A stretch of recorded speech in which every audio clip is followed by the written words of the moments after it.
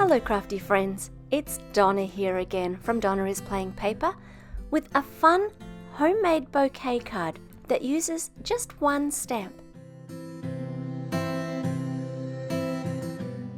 And here's the stamp. It's called the Doodle Circle Duo stamp. You could stamp this on all kinds of patterned paper for some really fun cards, but today I'm going to make my own background paper. I'm spraying a little bit of water on the back just so that it doesn't roll up, and then spraying the front before dropping on some shimmer watercolor powders. These ones are the Water Gems from Pink and Main, but any watercolor powder will do. These ones I love because they have lots of shimmer to them.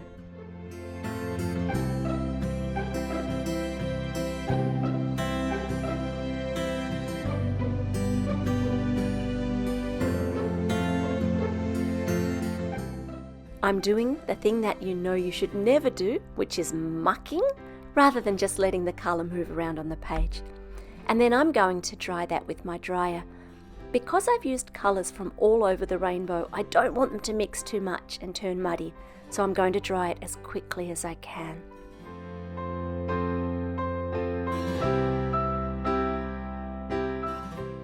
Next, I'm going to stamp some flowers.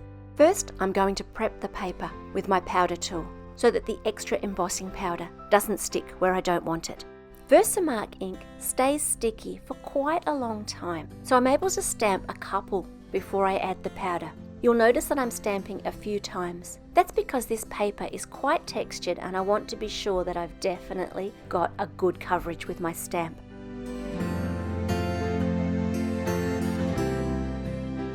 I'm shaking on the very dregs of my white embossing powder, and then I'm putting those, with the powder still just sitting on top of the paper, back into my MISTI and stamping again. Now you'll notice that I moved the stamp a little bit when I put it down.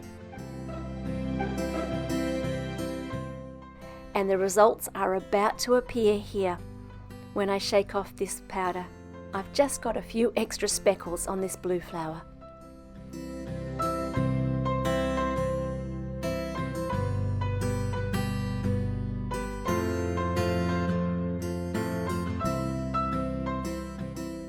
Now that I've got all four stamped, I'm going to come in and heat set that powder, and then I'll stamp another two in the middle.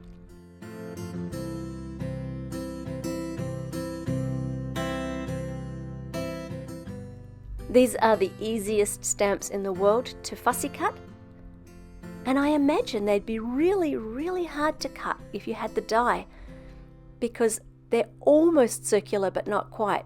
I think it would be quite a job trying to line up the die. Once they're all cut, I can line them up in a way that pleases me on my card base. I like to use an odd number of elements, and so I've chosen to use 5 of these flowers for this card today. But first, we're going to make a cute little background.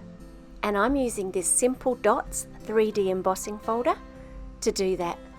The dots are bigger at the bottom of this embossing folder than the top, and they feel really great. Because it's 3D, you need to remember to put it through with less layers in whatever cutting machine you have.